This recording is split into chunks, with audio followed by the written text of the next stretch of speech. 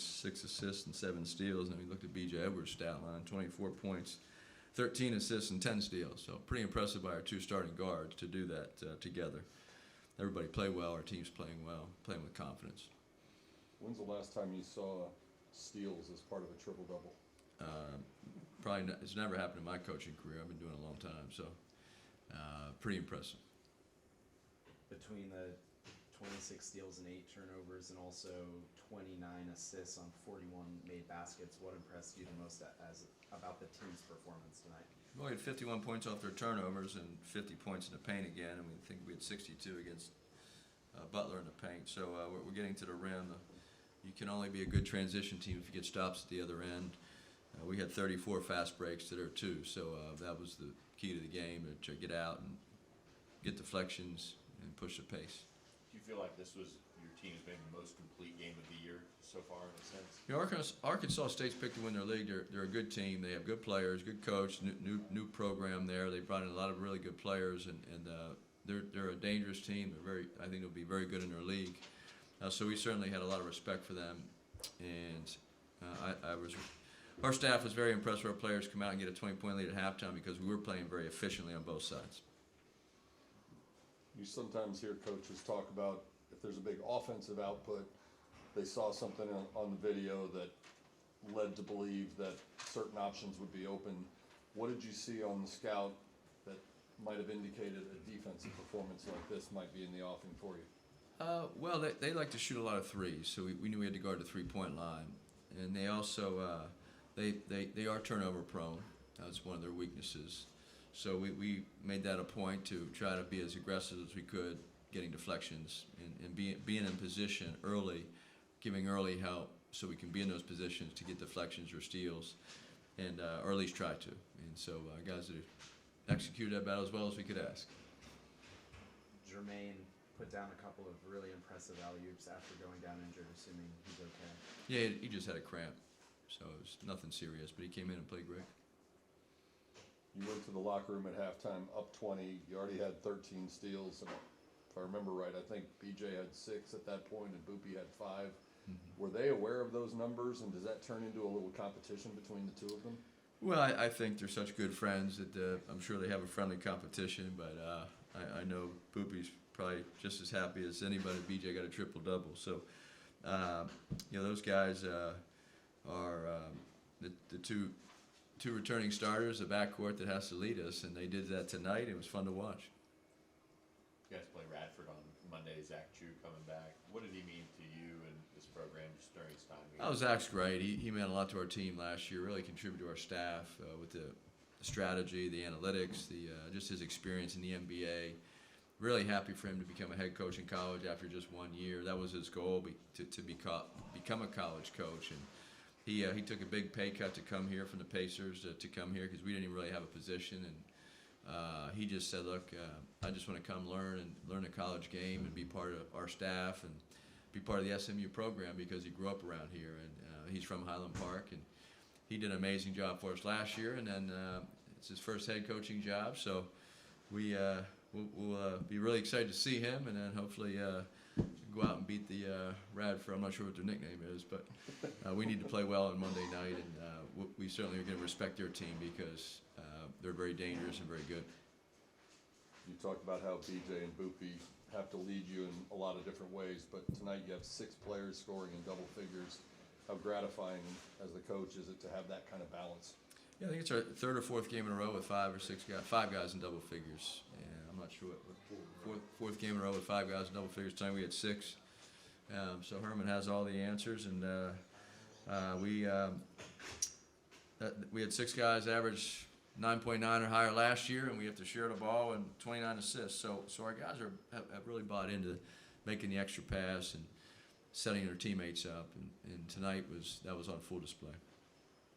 You mentioned the 50 points in the paint. Samet finished with 14 points. What did you see from him tonight? Well, he started off the game very slowly. He had a couple easy buckets. He wasn't aggressive his first possession. The post, threw it away, and then another possession, and then defensively he was really so we just took him out so he could think about it for a minute. And then when he came back in, he was great, and he was aggressive. He was energetic, and he played very very well on both sides of the ball. he was very efficient. I think he hit his first six shots maybe. After that little rest where he got to think about it for a minute, was this among his most complete games? One of them. He played well. I thought he's been playing pretty well lately.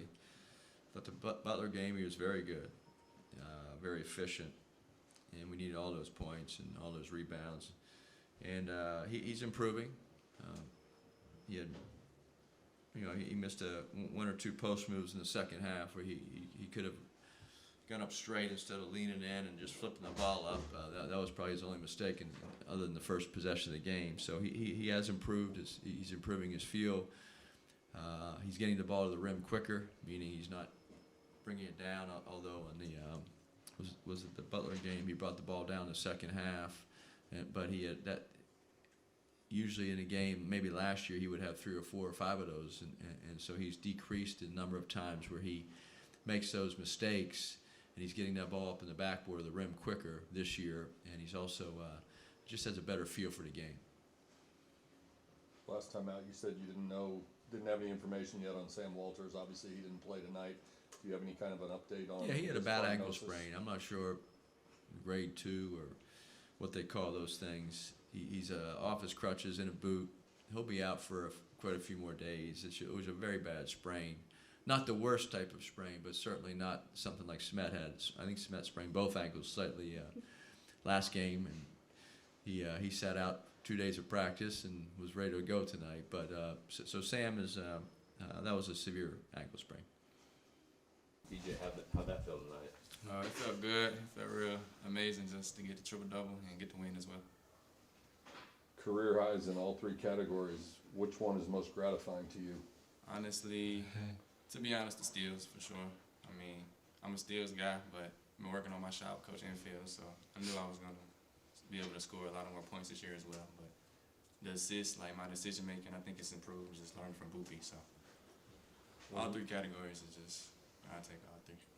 When you guys are playing that well together, does it feel like you both are elevating each other's games, like in game? I would definitely say yeah, because when one person is on and the other 2 not, we just keep giving that man the guy the ball. Just building confidence in each other each and every night, and you just know that if not one of us or any one of us are stepping up, somebody else is gonna step up for sure.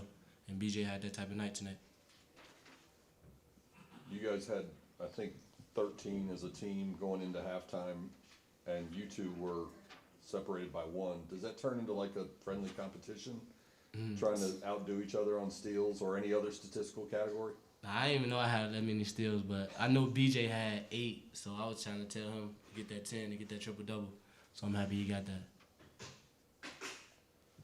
You sometimes hear players talk about how in warm-up or in practice during the week, they can sort of feel like something big is coming. Do you ever have that feeling as a defensive performance? Honestly, we were in film. Maybe it was yesterday actually, and Coach was just making a little funny joke about Finley, I think his name, 13, or the guy from Butler. Mhm. He made a little joke about it, so that definitely turned my defensive intensity up because that was my assignment last game. So I would say it does. You go into the locker room up 20. What kind of adjustments do you talk about? What's the conversation like at halftime? Stay on the pedal. Coach J came in there, just told us keep our foot on the pedal, keep our foot on the gas. Don't play around with these type teams because I think they came back versus a team. They was down 20 before, so just trying to be a mature group and just come out with that win. Coach Enfield talked about the 51 points off turnovers, 50 points in the paint. When you guys are getting those steals and getting out in transition, is that when you guys are maybe having the most fun out on the court? Yeah, I definitely would say that. We're looking for Jerron or, Jermaine has a lot of bounce, so it's easy to throw him an alley-oop. Really can put it anywhere. But yeah, we definitely, after we get that steal, we all just running, just trying to get those 2 points. You had 6 guys tonight in double figures, and was it 4 games in a row with at least 4 or 5 guys in double figures? 5. How important is that balance rather than relying on you 2 or just a couple of guys to do the heavy lifting on the scoring? It's just all about team ball.